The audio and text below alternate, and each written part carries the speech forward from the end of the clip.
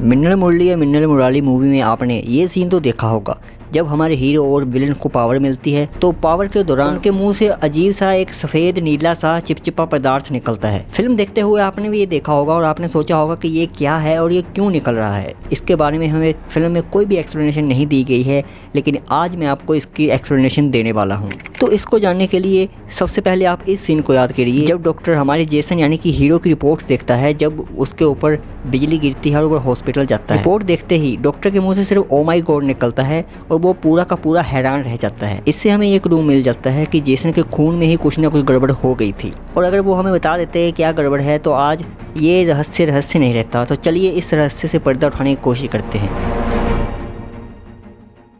तो आपको मैं साधारण भाषा में इसका उत्तर दे देता हूँ।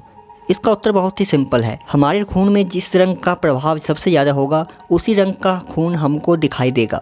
बिल्कुल ऐसे कि आप पानी में किस तरह का कलर घोल रहे हैं, उससे पानी का कलर निश्चित होता है।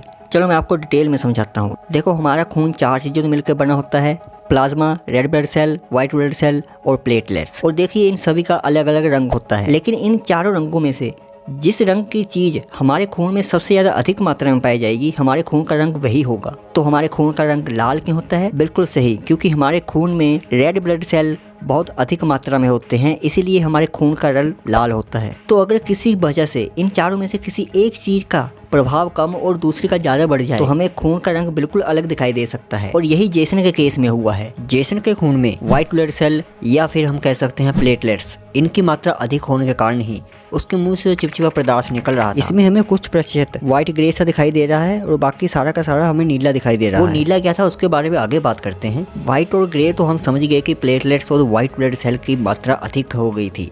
व्हाइट ब्लड सेल और प्लेटलेट्स दोनों ही हमारी इम्यूनिटी और काइंड ऑफ हीलिंग के लिए जिम्मेदार होते हैं। अगर हमारे शरीर में इन दोनों की मात्रा अधिक होगी तो ना ही हमें कोई रोग लगेगा, अपितु अगर हमें कोई कट भी लगता है तो वो बहुत जल्दी भर जाएगा। जैसे आपने मूवी में देखा होगा कि शुब्बू जैसे आग में जल जाता है और आग में जलने के बाद उसी शाम जब वो मेले में जाता है तो आपने देखा होगा कि वो बहुत हद तक हील हो चुका था। देखिए, आम इंसान तो ऐसी सिचुएशन में सर्वाइव नहीं कर सकता, क्योंकि अगर प्लेटलेट्स या व्हाइट ब्लड सेल बढ़ेंगे तो रेड ब्लड सेल घट जाएंगे। लेकिन हम ऐसा अज्यूम करके चल रहे हैं कि उनके ऊपर कोई जादुई बिजली गिरी थी जिसके कारण उनके शरीर में ये चेंजेस आ गए और उनको कोई भी इफेक्ट नहीं पड़ा। तो अब हम बढ़ते हैं कि आखिर फिर ये नीला नीला उसके मुंह से क्या निकल रहा था। तो ये भी बहुत आसान है। देखिए, मैं आपसे पूछूं कि हमारा खून का रंग लाल क्यों होता है, तो आप कहेंगे रेड ब्लड सेल के कारण।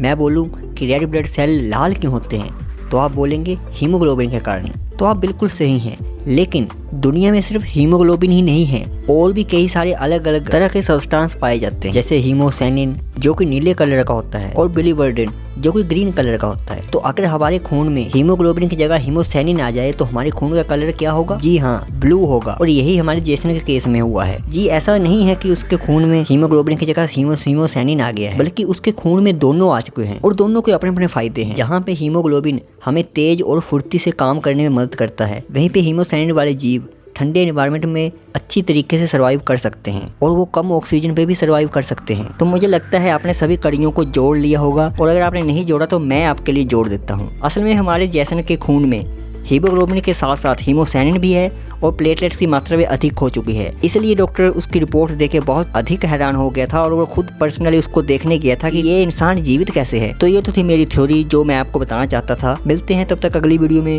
Good luck.